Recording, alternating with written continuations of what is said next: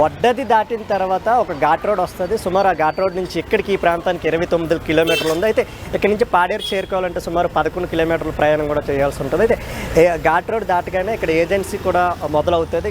Ghat road దాటగానే ghat road కూడా మొదలవుతుంది. అక్కడి నుంచి సుమారు ఈ మాదికొండమ్మ పాదాలు చేరుకోవాలంటే 29 కిలోమీటర్లు ప్రయాణం చేయాలి.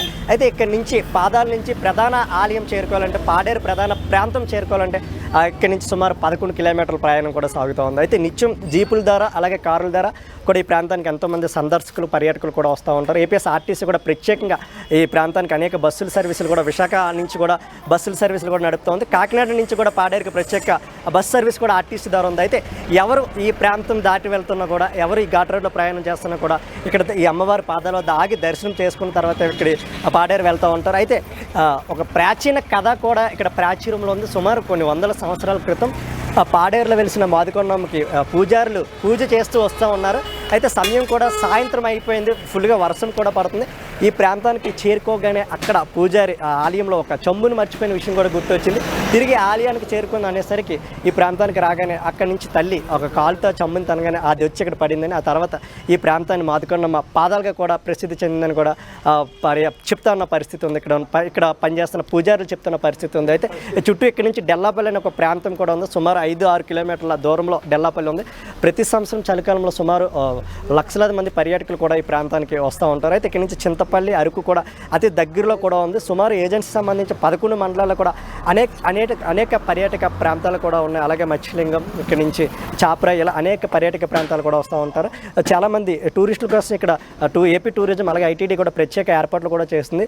ఐటీడీఏ సంబంధించి ప్రత్యేక రిసార్ట్స్ కూడా ఇక్కడ ఏర్పాటు చేయడం జరిగింది. అయితే ఒకసారి మనం విజువల్స్లో కూడా చూడొచ్చు, ఎంతోమంది భక్తులు కూడా ఇక్కడ ఆగి దర్శనం చేసుకుని వెళ్తూ ఉంటున్నారు. అయితే కోవిడ్ నిబంధనలు కూడా ఇక్కడ పక్కాగా అమలు చేస్తున్న పరిస్థితి ఉంది. మాస్క్ పెట్టుకొని లోపలికి రావాలని 10 సంవత్సరాల లోపు వాళ్ళకి అలాగే 60 సంవత్సరాలు పైబడిన వారికి కూడా అనుమతి లేదని ఇక్కడ మన పోస్టర్ కూడా ఒకసారి చూడొచ్చు. పోస్టర్లు కూడా చూడొచ్చు.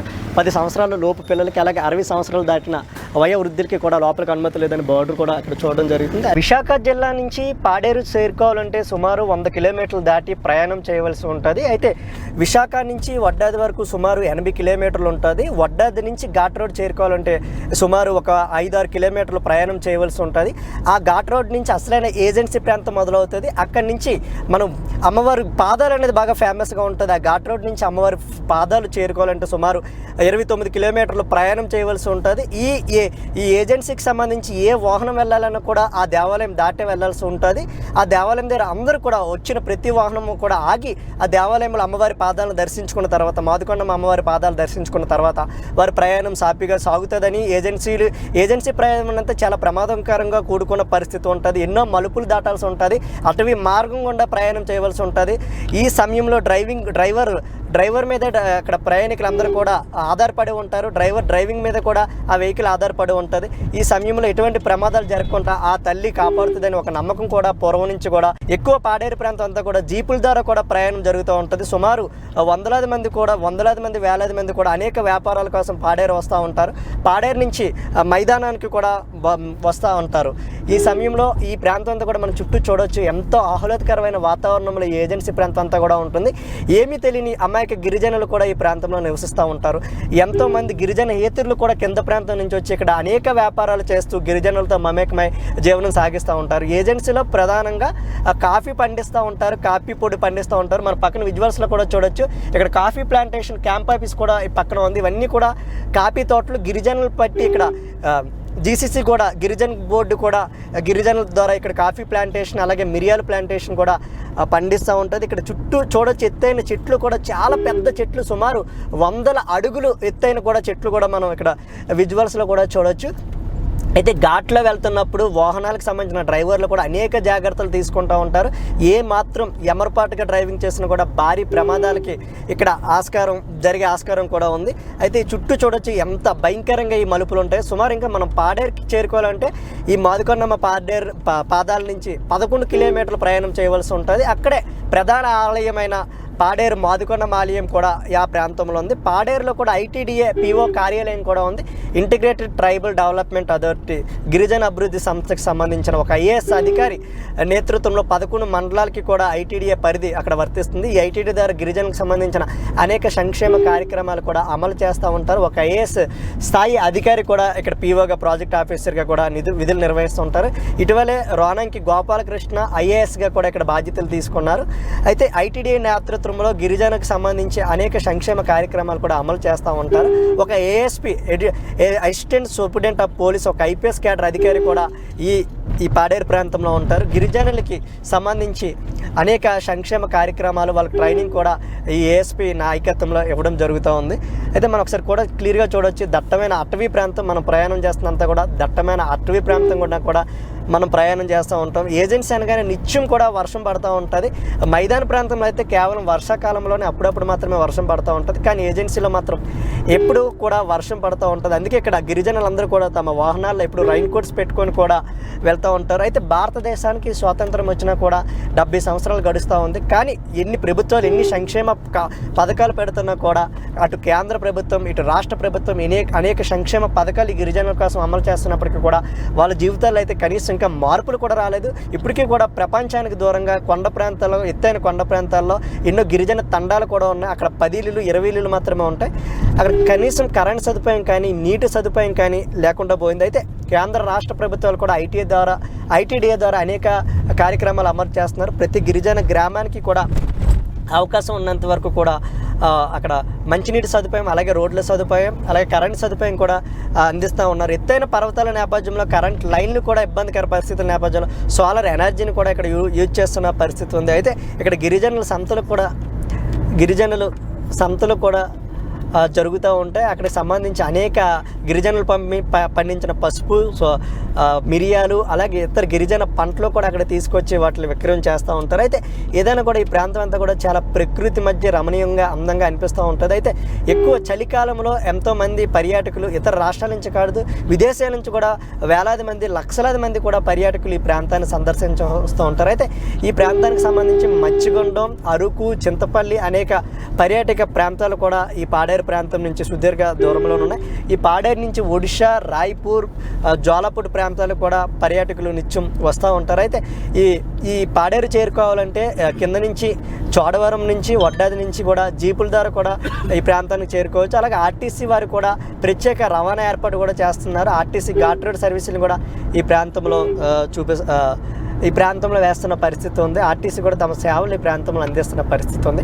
అయితే మరొక 5 కిలోమీటర్ల దూరంలో మనం పాడేరు చేరుకోబోతున్నాం. అక్కడ పాడేరు ప్రధాన ఆలయాన్ని కూడా సందర్శించే ప్రయత్నం చేద్దాం.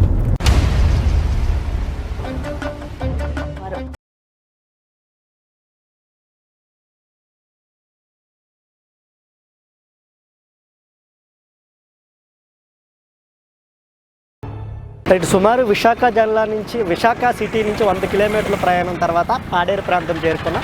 అయితే ఇక్కడ భక్తుల కోరికలు తీర్చే కల్పవలుగా శ్రీ మాదుకొండమ్మ అమ్మవారి కూడా చాలా ప్రసిద్ధిని చెందిన పరిస్థితి ఉంది. అయితే గిరిజనుల ఆరాధ్య దేవతగా కూడా ఈ పాడేరు అమ్మవారిని కూడా కొలుస్తూ ఉంటారు. నిత్యం కింద ఏజెన్సీ ప్రాంతాల నుంచి కాదు ఇతర రాష్ట్రాల నుంచి కూడా ఇతర జిల్లాల నుంచి కూడా సుమారు వేలాది మంది భక్తులు కూడా ఈ ప్రాంతానికి వస్తూ ఉంటారు. మాదుకొండమ్మ అమ్మవారిని దర్శించుకుంటూ ఉంటారు. అయితే ఇక్కడ గిరిజనుల్లో మాత్రమే కాదు కింద నుంచి వచ్చే భక్తులు కూడా ఒక విశ్వాసం కూడా ఈ దేవతపై ఉంది. ఏ కోరిక కోరినా కూడా ఖచ్చితంగా ఆ కోరిక జరుగుతుంది అనే విశ్వాసం కూడా ఈ దేవతపై ఇక్కడ భక్తుల్లో కూడా ఉంది. అయితే సుమారు ప్రతి ఏటా మేలో ఇక్కడ పండగ కూడా జరుగుతూ ఉంటుంది. ఈ పండగ ప్రతి ఏటా మేలో ఇక్కడ పండగ కూడా జరుగుతూ ఉంటుంది. లక్షలాది మంది కూడా భక్తులు ఈ పండగకి వస్తూ ఉంటారు. ఆ సమయంలో ప్రభుత్వం కూడా కోట్లాది రూపాయలు కూడా నిధులు ఈ దేవాలయానికి కేటాయిస్తున్నారు.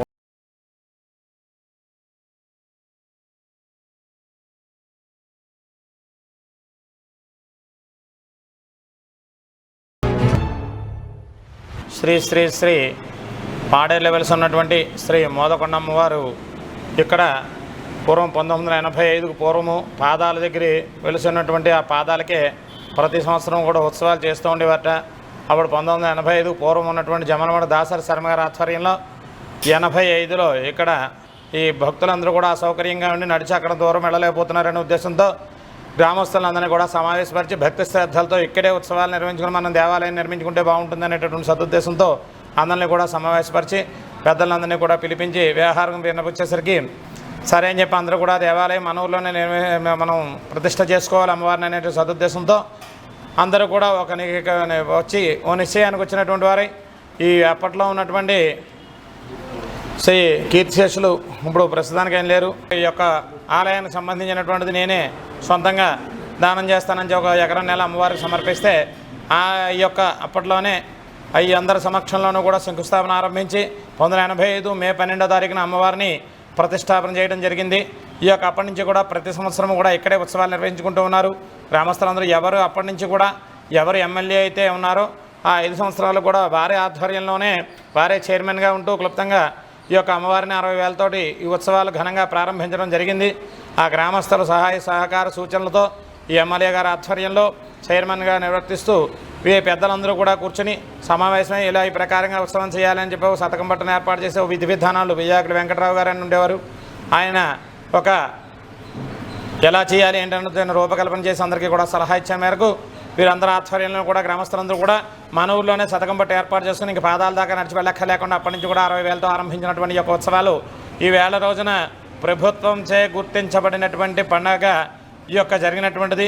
ప్రభుత్వ ఈ యొక్క ఎండోమెంట్ దేవాలయం కానప్పటికీ కూడా ఈ యొక్క గిరిజనోత్సవాలతో ఆంధ్రప్రదేశ్లో ఉన్నటువంటి గిరిజనోత్సవంలో ఇదే మొదటి స్థానంలో ఉన్నటువంటి విధంగా అంతా గుర్తింపు పొందడం చేత అందులోనూ ఈ అమ్మవారికి ప్రత్యేకత ఏమిటయ్యా అంటే అందరు అమ్మవార్లు కూడా క్రోధంగా ఈ యొక్క కోపంగానో విగ్రహం లేకపోతే భయంగానో భయంకరంగానో చిన్న ఉగ్రంగానో చూస్తూ ఉంటారు. ఈ అమ్మవారు నేత్రాల్లో ఉన్నటువంటి ఈ యొక్క కనుబొమ్మ కనువులు కనుగుడ్లు అన్నీ కూడా మానవ నేత్రాలను పోలి కదలిక మినహా అంతా కూడా మనలాగే ఈ యొక్క ప్రకారంగా ప్రతిష్ట ఎల్లయ్య గారు ప్రతిష్ట చేయడం జరిగింది. అదే ఎల్లయ్య గారు మళ్ళీ ద్వితీయ విగ్రహాన్ని ఎక్కడా కూడా ప్రతిష్ఠించలేనటువంటి అమ్మవారే ఆయనలో ప్రవేశించి ఇంత సౌందర్యంగా అమ్మవారిని తయారు చేసింది అనేటటువంటిది మోదకొండమ్మ అనేటటువంటి ఆలయాన్ని ఇక్కడ మనం అందరూ పూర్వం నుంచి కూడా కొన్ని వందల సంవత్సరాల మీద ఉన్నప్పటికీ కూడా ఈ యొక్క సౌందర్యమైనటువంటిది ఈ యొక్క చల్లదనం కలిగినటువంటి ఈ యొక్క అమ్మవారు ఆ సౌందర్య రూపాన్ని చూసినటువంటి మోదం అంటే ఆనందము అంటే కొండల్లో వెలిసినటువంటి గిరిజన గ్రామదేవత ఈ యొక్క గ్రామదేవత అయినటువంటి మోదమును ఆనందాన్ని ఆవిడ నవ్వుతూ మనందరికీ కూడా నవ్వు ప్రసరించేటటువంటి విధంగా ఆనంద సుఖ సంతోషాలను పెదజల్లుతూ దిన ప్రవర్తమానంగా ఈ యొక్క చందాలు వేసుకుని ప్రతి సంవత్సరం హుండీలో ధనం కాకుండా ఈ యొక్క అమ్మవారిని యథాశక్తిగా భక్తి శ్రద్ధలతో వందల్లో వాళ్ళు వేలలో ఈ వేల రోజున లక్షల్లో దాకా ఈ యొక్క ఉత్సవాలు జరిపించుకుంటూ అలాగే ప్రతి 5 సంవత్సరాలకి వచ్చినటువంటి ఎమ్మెల్యే గారి ఆధ్వర్యంలో ఒక కమిటీని ఏర్పాటు చేసి భక్తి శ్రద్ధలతో అమ్మవారిని దిన ప్రవర్తమానంగా అందరూ కూడా ఐక్యమై ఎవరు ఎమ్మెల్యే అయినట్టుగా కూడా గ్రామస్తులు అమ్మవారి దగ్గరికి వచ్చేసరికి అందరూ కూడా అన్ని పార్టీల వారు వీరు అని లేకుండా అందరూ ఐక్యంగా అందరం కలిపి ఎవరి శక్త్యానుసారం వారు చందాలు సమకూర్చుకుంటూ భక్తి శ్రద్ధలతో ఈ అమ్మవారి ఉత్సవాన్ని నిర్వహించుకుంటూ దిన ప్రవర్తమానంగా ఈ వేళ రోజున అమ్మవారు అందరి ఆశీస్సులు అందరి మీద కూడా ఉండి వీరు ఒకసారి వచ్చినటువంటి వారు మరలి బాకీ ఉన్న మాదిరిగా ప్రతి సంవత్సరం వచ్చి దర్శించుకుంటూ వారు 10 మంది తెలియజేస్తూ ఈ అమ్మవారి యొక్క ప్రాశస్త్యాన్ని తలుగురికి కూడా తెలియపరచడం ఈ అమ్మవారి అనుగ్రహం వల్ల భక్తులందరూ కూడా ఇలా దర్శించుకుంటూ అమ్మవారి ఆశీర్వచనం పొందుతూ సుఖ సంతోషాలతో ఉండాలని కోరుకుంటూ ఈ యొక్క ఛానల్ ద్వారా మీరందరికీ కూడా తెలియజేస్తున్నాను. శతమానం భవతి శతాయుః పురుషः శతేంద్రియ ఆయుష్యేవేంద్రియ ప్రతిష్టతి సర్వే జన సుఖేనో భవంతు మోదకొండమ్మ అనుగ్రహ ప్రసాద సిద్ధిరస్తు. ఓం శాంతి శాంతి శాంతి.